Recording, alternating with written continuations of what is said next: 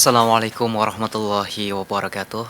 Bismillah, alhamdulillah, salatu wassalamu ala rasulillah Sayyidina wa maulana Muhammadin abdillah la khawla wa la quwata illa billah. Para pendengar setia Radio Dais, para pemirsa MAJT TV dan juga para pendengar setia Radio Gol dimanapun Anda berada. Alhamdulillah, segala puji senantiasa selalu kita panjatkan kehadirat Allah Subhanahu wa taala atas segala limpah nikmat karunia yang diberikan Allah kepada kita semuanya. Sehingga pada kesempatan sore yang berbahagia ini kaum muslim kita dapat berjumpa kembali dalam acara kajian sore bersama Dai dan juga MAJT TV. Salawat dan salam tercurah ke junjungan besar kita Nabi Agung Muhammad SAW yang senantiasa selalu kita harapkan syafaatnya kelak di hari yaumul qiyamah.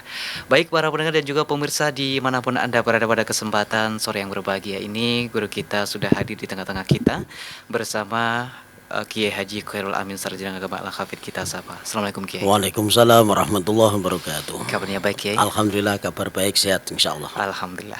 Di tema pada kesempatan sore hari ini akan membahas mengenai keutamaan atau fadilah membaca surat Al-Mulk nih Pak Kiai ya. Baik. Jadi mungkin nanti bisa dipaparkan terlebih dahulu bagi Anda semuanya kaum muslim yang ingin bertanya.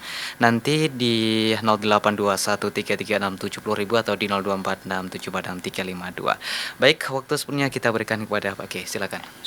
Assalamualaikum warahmatullahi wabarakatuh. Waalaikumsalam. Bismillahirrahmanirrahim. Alhamdulillahirabbil alamin wa bihi nasta'inu ala umuri dunya waddin. Wassalatu wassalamu ala asyrafil anbiya'i wal mursalin, imamil muttaqin, sayyidil ghurril muhajjalin wa ala alihi wa sahbihi wa man tabi'ahum bi ihsanin ila yaumiddin. Rabbi shrah li sadri wa yassir li amri wa hlul 'uqdatam min lisani yafqahu qawli. Amin, amma ba'd. Kaum muslimin muslimat yang dimuliakan oleh Allah, terutama para pecinta Radio Dais, MAJT TV, Radio Gaul dan juga sahabat modis, serta dulur-dulur dimanapun saja berada, terutama yang masih menjalankan aktivitas. Kita doakan semoga diberikan kelancaran oleh Allah. Yang masih dalam perjalanan, Allah selamatkan perjalanannya. Dan bagi yang masih lembur misalnya di kantor atau dimanapun saja, kita doakan semoga urusannya dimudahkan oleh Allah Subhanahu wa ta'ala. Amin. Kita akan membahas selanjutan dari fadilah-fadilah surat-surat yang ada di dalam Al-Quran ya. Hari ini kita akan masuk pada fadilah atau khasiat surah Al-Mulk, atau orang mengatakan sebagai surat Tabarok gitu ya. Karena diawali dari kalimat tabarokalladzi biyadihil mulku wa huwa ala kulli syai'in qadir. Nah, Al-Mulk ini terdiri dari 30 ayat ya. Jadi kalau baca Al-Mulk ini lebih cepat daripada surat Yasin, daripada surat Al-Kahfi, daripada surat Al-Waqiah, Ar-Rahman, As-Sajdah. As-Sajdah sama ya. Jadi Tabarok ini juga 30 ayat, jadi lebih cepat ya. Jadi enaknya itu ketika kita mengamalkan sesuatu yang kita merasa nyaman, nikmat, tidak berat itu. Jadi kalau mau nyari amaliyah ya kira-kira yang disesuaikan dengan pola hidup kita. Artinya keadaan kita, misalnya aktivitas kita itu sangat padat ya, mencari yang ringan. Kalau kita itu banyak longgarnya, yang kita amalin yang panjang untuk mengisi kekosongan waktu kita. Seperti itu. Dan surat Tabarok atau Al-Mulk ini adalah surat yang praktis ya, diamalkan oleh siapapun, dihafalkan juga mudah ini kalimat-kalimatnya ya. Nah, apa khasiat daripada surah Al-Mulk ya? Di dalam kitab Wasiatul Mustafa, yaitu hadis yang ke-105 atau wasiat yang ke-105, Kanjeng Nabi Muhammad SAW bersabda, wa man qara'a suratat Dukhan wa suratal Mulk lailatal jumu'ati ghafarallahu dzunubahu wa kufiya fitnatul kubri. Barang siapa yang membaca surah Al-Mulk pada malam Jumat gitu ya. Ada dua ini, surat Ad-Dukhan dan surat Al-Mulk ya, maka Allah akan mengampuni dosa-dosanya dan dilindungi dari fitnah kubur. Jadi dua khasiat yang besar. Siapa yang membiasakan diri membaca surah Al-Mulk di malam Jumat, maka Allah ampuni dosa-dosanya dan dia terhindar dari fitnah kubur. Artinya ini menjadi dinding kubur, dinding siksa kubur. Nah, ini kan di dalam alam kubur ini kan memang ada dua ya. Kalau nggak mendapatkan nikmat ya berarti mendapatkan azab. Nah, nikmat ini bagi orang-orang yang beramal soleh, amanu wa amilus solihat, ahli ibadah ya, hablum minallahnya bagus, hablum minan nasnya bagus, maka dia akan mendapatkan nikmatan dari Allah Subhanahu wa taala. Nah, lalu apa kalau sudah iman kemudian amilus solihat, apa enggak perlu membaca surah Al-Mulk? Ya tentunya surah Al-Mulk ini akan memperkuat ya bagi orang-orang yang sudah amanu wa amilus solihat, maka Al-Mulk ini akan menjadi penguat antara dia di dalam alam kubur itu dengan malaikat yang akan dihadapinya yaitu malaikat mungkar dan nakir ya, karena mayoritas itu akan ditanyain oleh malaikat mungkar dan nakir. Kenapa saya katakan mayoritas? Karena pastinya ada yang tidak ditanyain, Mas Arkan ya, kayak Kanjeng Nabi itu misalnya. Masa iya malaikat mungkar nakir akan tanya marrobuka, kuwi sing ngajari aku kok gitu ya.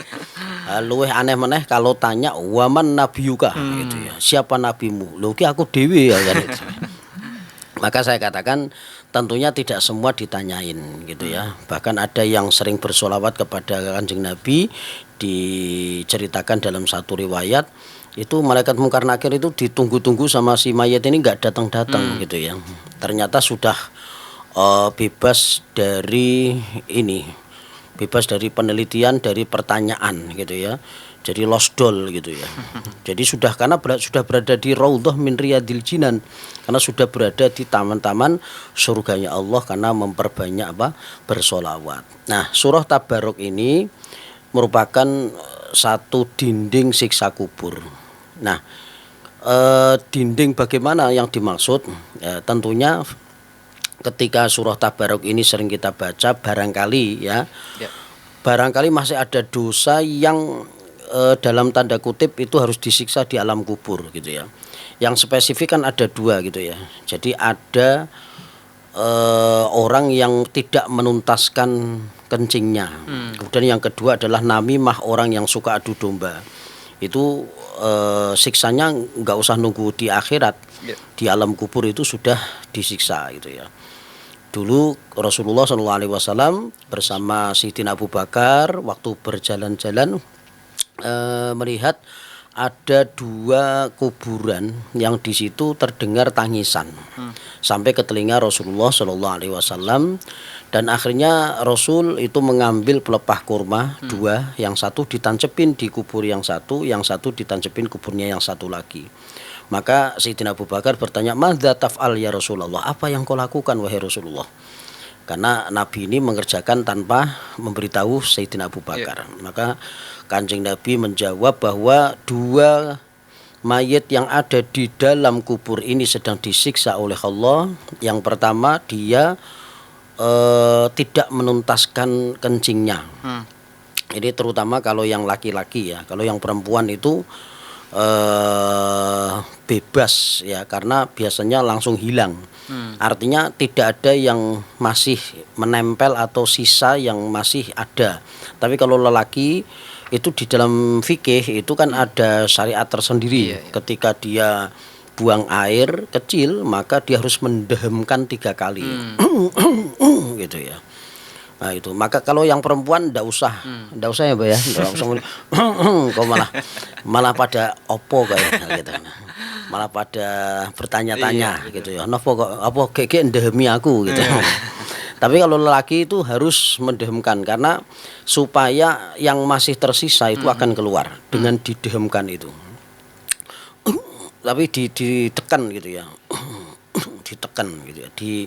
Diarahkan kepada tempat kencing. Jadi karena dengan begitu itu akan keluar. Maka kenapa kencing itu sebetulnya dianjurkan untuk duduk ya, di jongkok gitu ya, di jongkok, posisi jongkok. Kenapa? Karena itu akan memperlancar jalannya keluarnya air kencing. Nah, yang sekarang ini yang kita lihat jangankan istinja atau tidak mengentaskan atau menuntaskan kencingnya, istinja saja atau cuci atau dicawii gitu ya, itu aja ada kadang-kadang kurang sempurna. Bahkan ada yang non sewu ya, itu yang ngencingi rodanya mobil sendiri. Terus ada yang ngerti kemudian dinasihatin, Pak, niku mobil jenengan, truk jenengan kanggo golek duit lho. Kanggo golek rezekine kanggo jenengan dhewe kok malah dikencingi piye jajal gitu ya. Maka kemudian dia nangis, kemudian dia tidak mengulangi lagi. Karena ini sangat menyentuh. Pak, niku treke mobilin jenengan, niku kanggo usaha jenengan, golek kehidupan kanggo makani anak bojo kok malah mbok uyoi. Tegel Pak, engko nek rezekine jenengan kabur misalnya. Ya, maka kemudian setelah itu dia tidak ngencingi lagi. Itu bagi yang sadar gitu ya. Kalau ndak ya wis los gitu ya. Nah, maka ketika orang itu apalagi kok enggak istinja atau enggak cewek gitu ya, maka ini lebih besar lagi potensi disiksanya di alam kubur kalau dia nggak tobat. Maka tentang istinja ini penting sekali. Bahkan ketika buang air kecil pun seseorang laki-laki harus menuntaskan. Tapi karena perempuan ini beda, maka arahnya itu bukan ke perempuan tapi lelaki. Nah, seperti itu. Nah, ini potensi disiksa itu di alam kubur. Maka Nabi mentancapkan pelepah kurma di atas kuburan itu supaya Allah meringankan siksanya di alam kubur. Nah, yang satu ini orang yang namimah, adu-adu, adu domba. Cara basa Jawane itu tumbak cucukan gitu ya. Senane adu-adu mitnah wong, tumbak cucukan, ember lah ibaratnya. Nah, itu baik itu di medsos maupun di dunia nyata. Nah, sekarang ini di medsos juga banyak ya, adu-adu gitu ya. Sing kene geger nasab gitu ya. Yang sana pro Ba'alawi, yang sini pro Nusantara ya. Kemudian dia memprovokasi, ngompori gitu ya. Wah, akhirnya menjadi rame, menjadi geger. Jadi bukan mendamaikan, mengislahkan, tapi justru malah membuat bara yang baru untuk kemudian terjadinya pertikaian yang besar. Nah, sehingga potensi dua orang ini disiksa di alam kubur itu tinggi, maka ditancapkanlah pelepah kurma itu oleh Rasulullah. Kata Rasulullah, selagi masih pelepah kurma ini masih basah, maka Allah akan meringankan siksanya di alam kubur, yaitu Munkar Nakir akan menghentikan gitu ya. Nah, inilah yang menjadi dasar kenapa kita mendoakan, menfatihai sambil kita menabur apa? Bunga. Jadi gini, wong pelepah kurma saja itu bisa meringankan siksanya. Apalagi yang wangi yaitu bunga. Maka bunga ini dikiaskan dengan pelepah kurma itu tadi. Karena di Indonesia kan tidak ada pohon kurma ya. Akhirnya pakai bunga-bungaan. Nah, apalagi kita kirim Fatihah. Jadi lanjutannya seperti itu. Bunga saja, pelepah kurma saja kita tanam menjadi doa oleh Rasulullah, apalagi Fatihah kita, Yasin kita, doa kita. Wis mesti tekane, nara tekan nyatane ora tahu balik, berarti tekan gitu ya. Jadi belum pernah ada kita yasinan, tahlilan, kemudian malam ada suara tahlil murak tekan, itu tidak pernah, berarti yang nyampe gitu ya. Nah, karena ada kisah ini maka jagani, walaupun kita ini sudah menuntaskan kencingnya, kemudian kita alhamdulillah semoga kita terlindung dari adu domba gitu ya.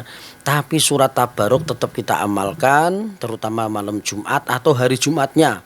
Hari Jumatnya berarti qadha ya. Ya bukan, ndak usah diniati qadha, ndak usah. Pokoknya kalau nggak kecekel malam Jumatnya ya paginya, siangnya habis Jumatan atau sebelum Jumatan sambil nunggu khotib naik itu ya, kita baca surat Tabarok hanya 30 ayat, itu paling hanya 3 menit atau 5 menit.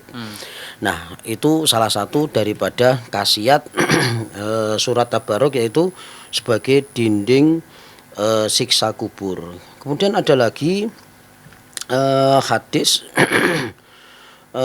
dari An Qatadah an Ibnu Abbas Al-Jushaimi an Abi Hurairah anin Nabi sallallahu alaihi wasallam qala inna surata min minal Qur'an salasuna ayatan syufi'at lirajulin hatta ghufira lahu wa hiya suratu tabarakalladzi biyadihil mulku ila akhirih.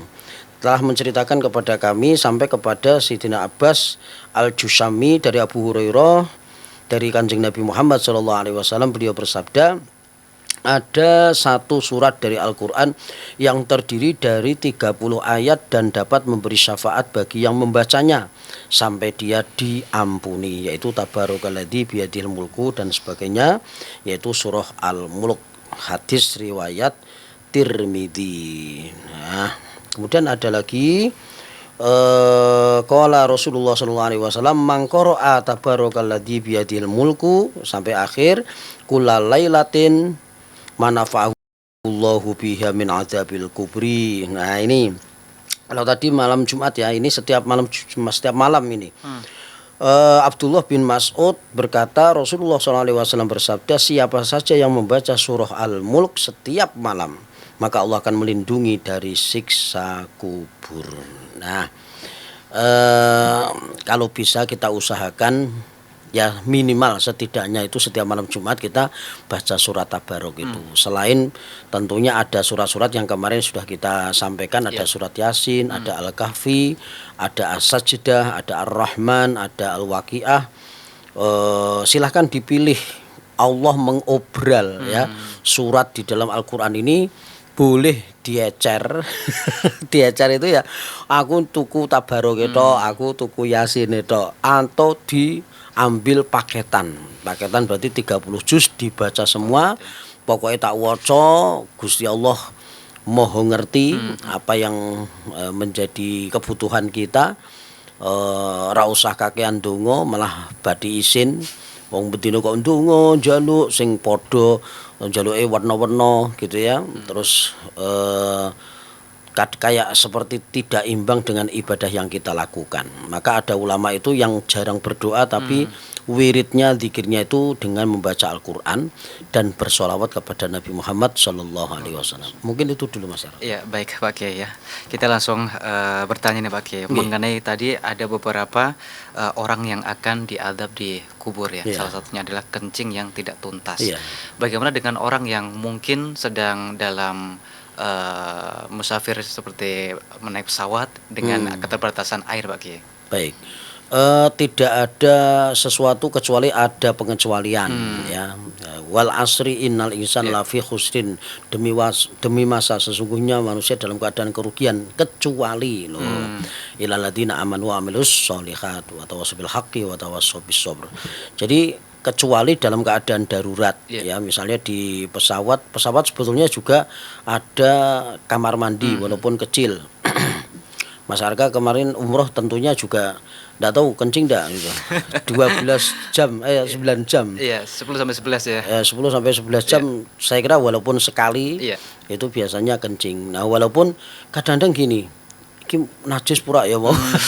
Karena sempit sekali dan caranya tidak seperti di tempat kita di rumah. Tentunya terbatas ya karena di udara ya, di pesawat itu karena urusannya dengan mesin. Nah, kalau seperti itu nanti di kamar kan di hotel kemudian bisa kita bersihkan kembali, kita bersih-bersih, ganti baju lagi. Nah, seperti itu. Jadi kalau darurat maka boleh walaupun tidak hanya di pesawat ya, misalnya di jalan yang memang harus itu kita harus kencing. Kemudian tidak ada air, maka kita boleh pakai batu yang kasar, yang keras. Gitu ya, bagi yang laki-laki. Yang perempuan juga sama sih ya, cuman cari yang agak keras. Kalau daun ya godong jati.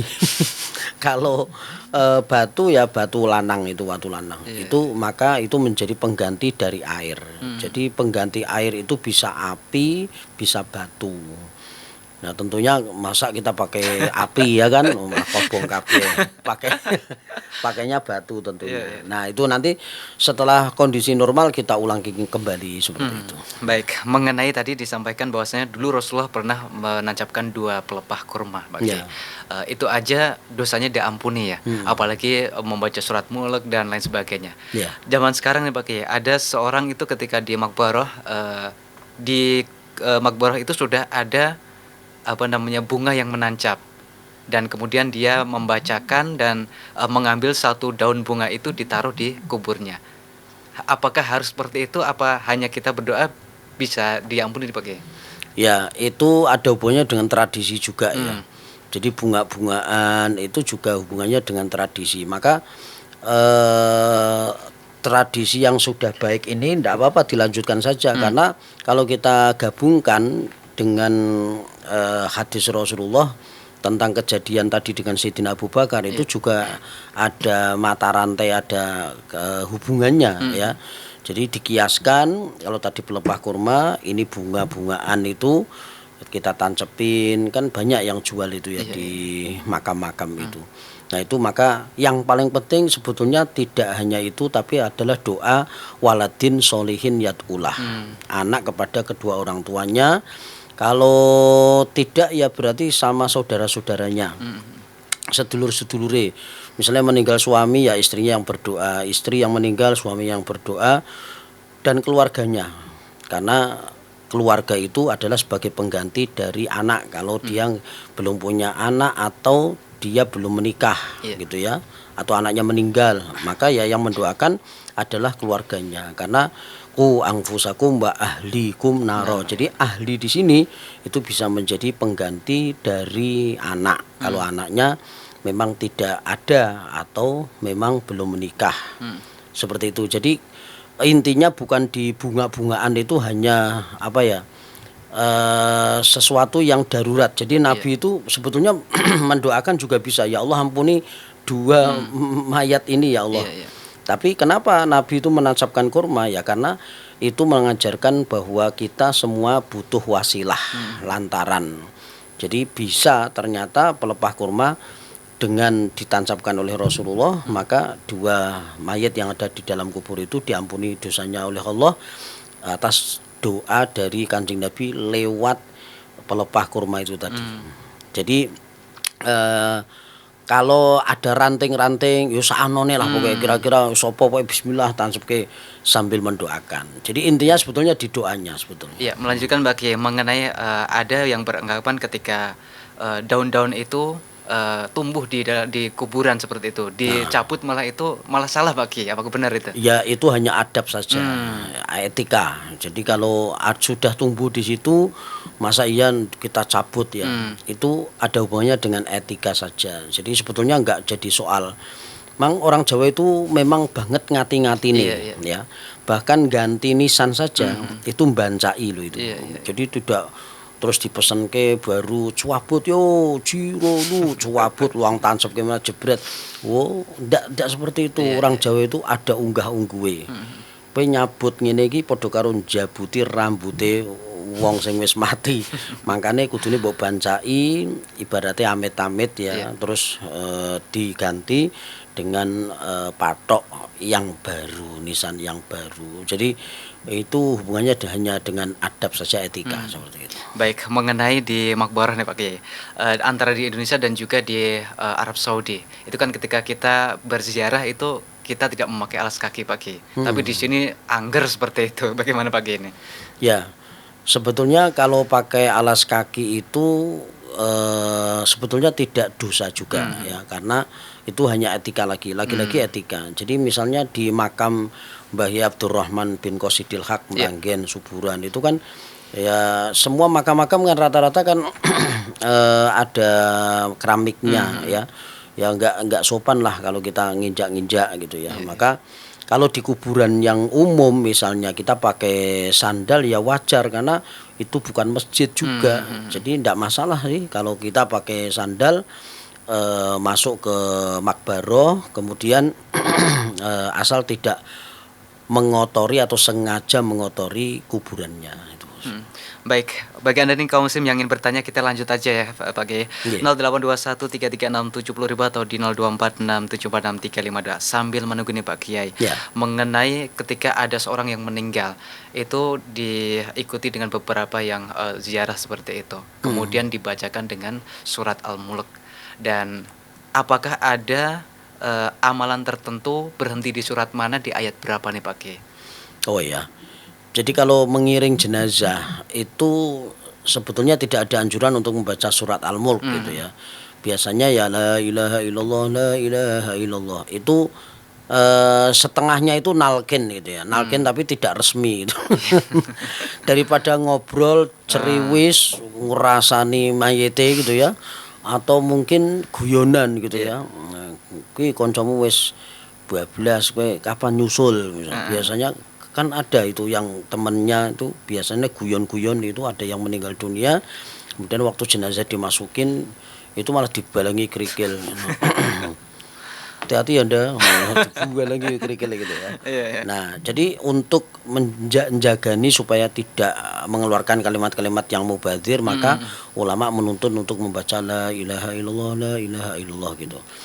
Kalau tidak membaca ini yang sunahnya justru malah inna anzalna. Inna anzalna dibaca ya itu ringkasan daripada surat Al-Tabarok. Jadi kalau mau surat Tabarok kan panjang gitu ya. Maka kita membaca inna anzalna. Jadi memasukkan jenazah ke liang lahat itu disunahkan membaca inna anzalna. Kalau dalam perjalanan itu membaca la ilaha illallah itu seperti itu. Baik, ini ada yang sudah bertanya Pak Kiai. Assalamualaikum Pak Kiai. Waalaikumsalam. Dari Nahwa di Kudus izin bertanya. Apa alasan kita harus membaca surat Al-Mulk sebelum tidur? Nah, ini bagus sekali. Jadi diamalkan memang sebelum tidur ya supaya pikiran kita itu masuk urusan-urusan yang energi positif gitu ya. Jadi kalau sebelum tidur itu orang itu berantem. Gue geran duar-der iki kok turune mesti ora karu-karuan gitu ya. Kadang kebawa ngimpi, kadang-kadang juga berantemnya diterusin dalam tidurnya. Ndremimil ngelindur karepe dhewe karena apa? Karena sebelumnya tidak tenang. Ya, jadi orang tidur itu kan percobaan mati. Jadi ruhnya diangkat tapi buntutnya dicekeli gitu ya. Jadi kalau yang mati beneran itu lepas losdol gitu ya. Tapi kalau orang tidur itu diangkat ruhnya tapi enggak total. Sehingga ketika bangun ya karena dilepaskan kembali masuk lagi maka dia bangun. Nah, kalau dia itu pikirannya lagi putek, lagi suntuk, lagi galau, maka ini akan mempengaruhi ketika kita tidur ya. Sama dengan orang yang lagi kasmaran gitu ya. Lagi kasmaran, lagi jatuh cinta. Wah, ketika dia mau tidur itu mbayangke sing enak-enak itu tangi sih rasanya sih bahagia wae gitu ya.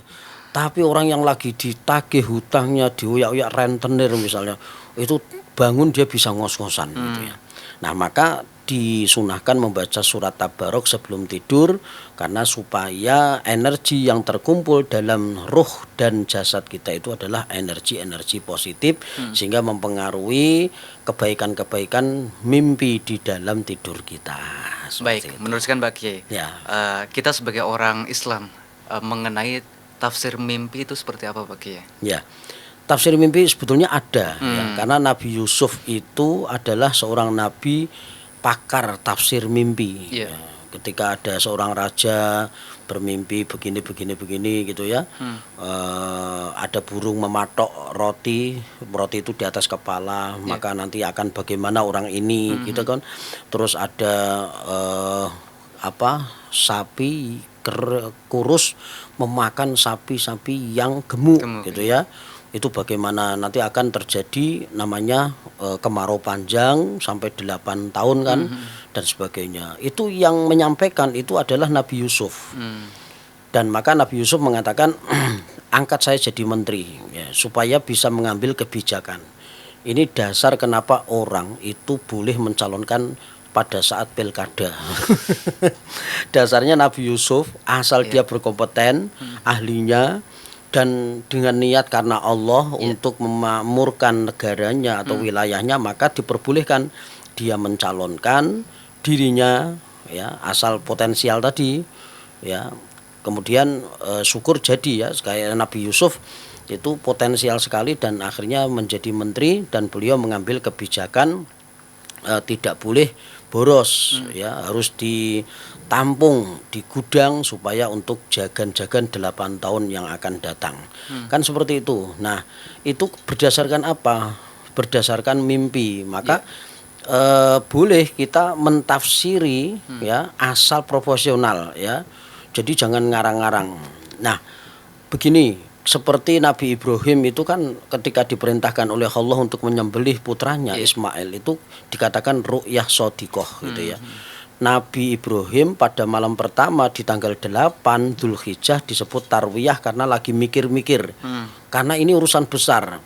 Jadi akhirnya mikir-mikir, maka dikatakan tarwiyah. Malam kedua di malam Arafah artinya mengetahui ini adalah dari Allah sebetulnya. Tapi belum dilaksanakan karena masih rembuk-rembuk sama Siti Hajar dan putranya Ismail. Nah, malam ketiga kemudian mimpi lagi, akhirnya itu dikatakan sebagai Idul Adha, yaitu hari penyembelihan. Nah, itu butuh tafsir juga sebetulnya, cuman tidak dipopulerkan sebagai tafsirannya Nabi Ibrahim atas mimpinya, tidak. Ada dialog antara Nabi Ibrahim dengan putranya gitu saja. Nah, sebagaimana Nabi Yusuf, ada orang bermimpi seperti ini, sang raja dan ada orang kerajaan yang mimpi seperti ini, maka ditafsirkan oleh Nabi Yusuf dan ternyata terjadi betul gitu ya. Nah, sedangkan zaman sekarang ini ketika kita mentafsirkan mimpi itu harus orang yang ahlinya. Yang jelas tetap masih ada, asal kita tidak kerjasama dengan setan. Ya, kalau kita kerjasama dengan setan, maka ini tidak diperbolehkan, karena walaupun bagaimanapun setan itu pasti akan menjerumuskan, dan ini membahayakan bagi orang yang meminta fatwa tentang tafsir mimpi. Dia akan mengatakan ini dan itu, nanti bisa menjadikan fitnah seperti itu. Ya, mungkin meneruskan Pak Kiai, untuk kita sendiri orang awam itu kan sangat susah untuk membedakan antara itu mimpi baik atau itu dari setan, Pak Kiai. Nah, bagaimana cara membedakannya, dan mungkin setan apakah memberikan mimpi itu sesuatu yang baik atau malah menjerumuskan yang jelek-jelek, Pak Kiai? Walaupun iblis atau setan itu benar, maka dikatakan dia tetap pembohong. Ya, walaupun dia mengatakan ketika Nabi bertanya, adakah surat atau penangkal ketika menghadapi engkau wahai setan? Maka setan menjawab dengan jawaban yang benar sebetulnya. Jadi bacalah ini, loh, aneh toh setan itu. Jadi kalau kepingin nggak kena godaan saya, maka bacalah ini. Ya ono makhluk kok aneh ini gitu ya. Tapi dia baik-baik seperti itu ternyata dia punya siasat. Dia akan mencari jalan yang lain juga. Tapi ini walaupun pada saat itu dia benar, maka dikatakan dia pun sebagai pembohong. Karena itu bagian daripada triknya iblis untuk nanti dia akan beralih menggoda dari sisi yang lain. Jadi kalau bersekutu dengan setan itu jelas tidak boleh seperti itu. Ya, 0821336700 atau di 0246746352. Tadi disebutkan bahwasanya surat Al-Mulk itu sebagai benteng siksa kubur, Pak Kiai. Ya, betul. Yang dimaksud dalam hadis itu hanya membaca atau melazimkan atau mengistiqomahkan atau memaknai juga, Pak Kiai. Baik. Yang pertama tentunya melazimkan, mengistiqomahkan, walaupun tidak paham isinya, apalagi ngerti maknanya. Karena di sini hanya membaca saja kalimatnya. Ya tentunya kalau membacanya sekali itu ibaratnya orang itu hanya nyicipi, gitu. Nyicipi iki urung marem gitu ya, belum beli. Ya, tapi kalau dia baca selalu istiqomah, itu artinya dia sudah beli, sudah memiliki. Nah, tapi kalau hanya sekedar baca sekali belum memiliki, itu baru nyicipi, belum beli ya. Tapi kalau dia sudah merutinkan, karena istiqomah itu yang dianjurkan itu ya, itu berarti dia sudah mendarah daging surat itu di dalam tubuhnya. Jadi intinya mendawamkan. Baik, ada dari Iva di Kudus, Pak Kiai. Ya. Bertanya mengenai fadilah tertentu dalam membaca surat Al-Mulk setiap harinya, itu efeknya seperti apa, Pak Kiai? Setiap malam sebelum tidur. Jadi boleh ba'da maghrib, boleh ba'da isya, atau mau makles tidur itu baca surat Tabarok gitu ya. Walaupun tidak selesai. Walaupun ya kalau bisa selesai ya. Kalau tidak selesai mungkin ngantuk berat itu ya. Ya apa boleh buat. Karena ini juga bukan kewajiban. Jadi anjuran yang kuat untuk mengamalkan seperti itu. Baik, satu lagi nih Pak Kiai. Ya. Mengenai ahli kubur sampai malam Jumat itu pulang. Nah, yang dimaksud pulang itu seperti apa Pak Kiai? Ya. Jadi di dalam satu kitab memang saya pernah membaca kalau tidak salah di kitab Qadrul Goes Iya. atau di kitab Ruh karangannya Ibnu Qayyim Al-Jauziyah. Hmm. Saya walaupun tidak beli fisiknya, Iya. itu di online itu ternyata bisa beli kitab itu lewatnya email.